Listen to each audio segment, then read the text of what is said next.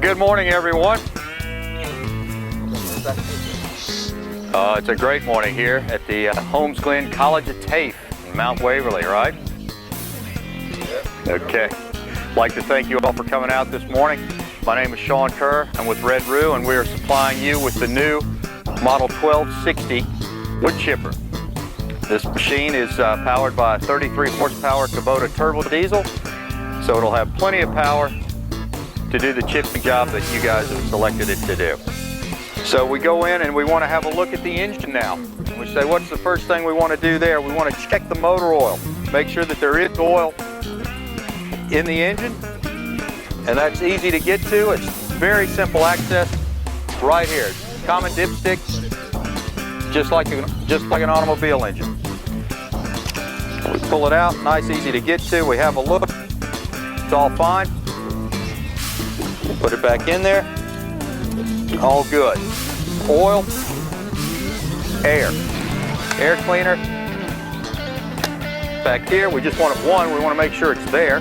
Second, we have a visual inspection, make sure the element is nice and clean. It is. We'll seal that back on. Just as a note, top means top, not bottom, top. Right. Okay. Okay. We make sure that the engine is in the disengaged position. Now this machine features what's called a sliding engine carriage. There's no clutch on the machine. Okay, so to actually engage the cutter wheel, you have a lever right here that actually slides the engine into the belt. And that will engage the cutter disc. Okay? Very simple, easy procedure to do. I'll do a dry run here so you can hear me. We flip this lever back right here.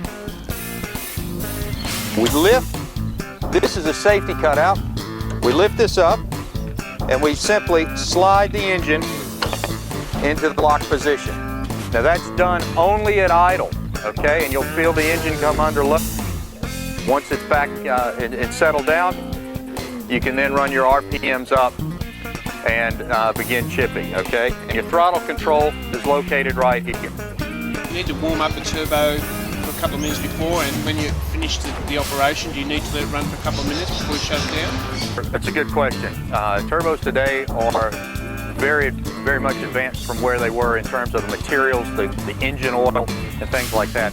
This isn't so much like an old turbo truck engine that needs to be cooled down with a turbo timer or something along those lines.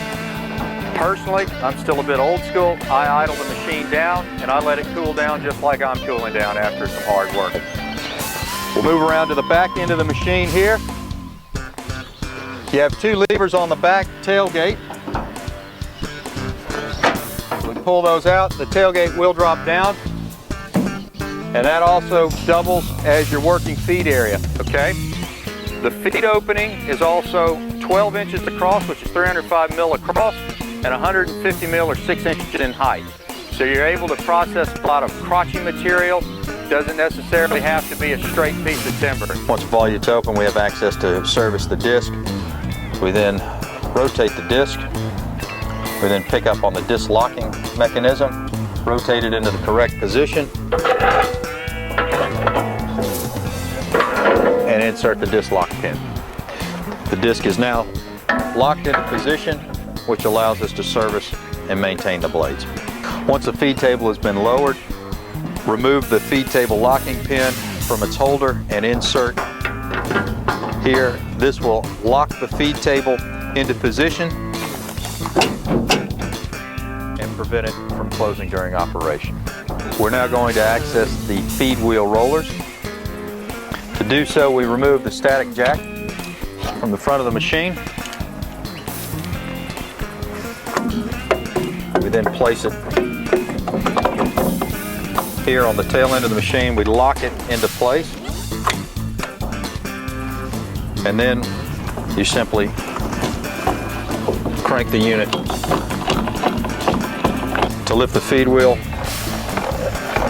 Simply crank the jack.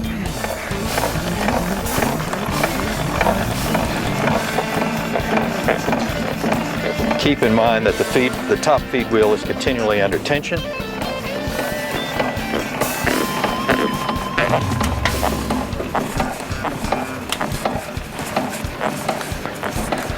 Once the yoke is lifted, remove and insert the yoke lock pin.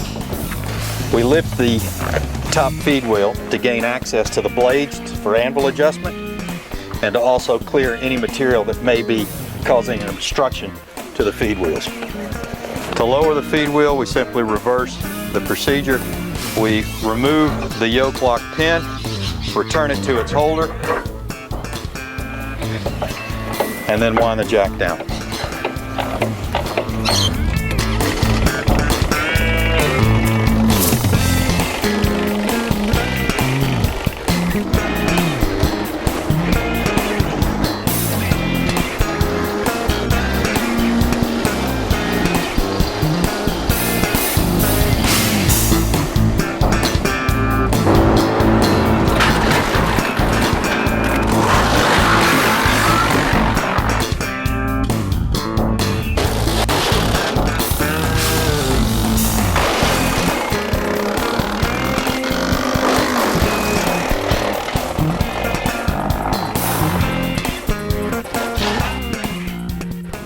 Today we're here with Simon Weston at the Holmesglen TAFE located in Mount Waverly, Victoria.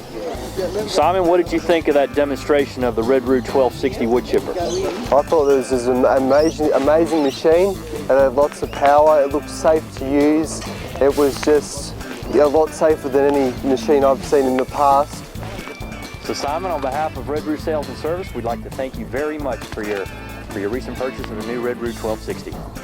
Thank you for coming out here today and showing us what it's all about. No worries, mate. Thank you.